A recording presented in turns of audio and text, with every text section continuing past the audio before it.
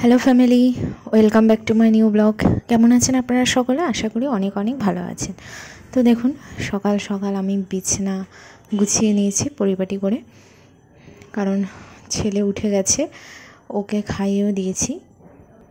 আর ঘর দোর পরিষ্কার করে ভালো করে নতুন বিছানা চাদর পেতে দিলাম। আর এখন চলে আসলাম চা করতে। মায়ের জন্য চা বানিয়ে নেব। সকালে তোমার লিকার চাই খায়।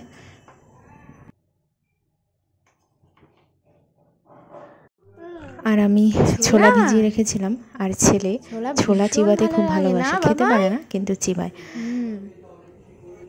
তোমার আজকে কে আসবে? কে আসবে বলো? আর দেখুন, শঙ্কর মাছ নিয়ে এসছে, কত বড়। তো শঙ্কর মাছ নিয়ে এসছে, শোল মাছ নিয়ে এসছে, এসব মাছ নিয়ে এসছে। আনতে বলা হয়েছে যাতে আমরা নেব। আসলে ওর বাবা আজকে আসছে বাড়িতে, সেই জন্য মাছ নিয়ে নেওয়া হচ্ছে। তো এই যে শঙ্কর মাছ নেওয়া হয়েছে 1 কিলোর ওপরে, আর শোল মাছও ছিল 1 কিলো 300, সেটা নেওয়া হয়েছে। কিন্তু আজকে শনিবার, আমাদের নিরামিষ, তো নিরামিষই রান্নাবান্না হয়েছে। রবিবারের দিনের জন্য মাছ নিয়ে নেওয়া হলো। তো আজকে এই যে পনির হচ্ছে, আর এই যে ফুলকপি আলু ভাজা হয়েছে, আর মূলোর তরকারি হয়েছে বড়ি দিয়ে। তো এই যে পাপার বাবা চলে এসছে, 35 দিন পর ফিরলো বাড়িতে। ছেলে তো খুব খুশি, আমরা সবাই খুশি।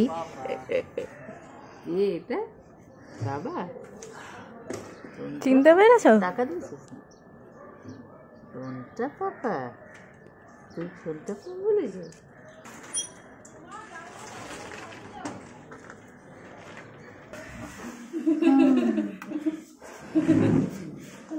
কোথায় ছিল এতদিন? হ্যাঁ,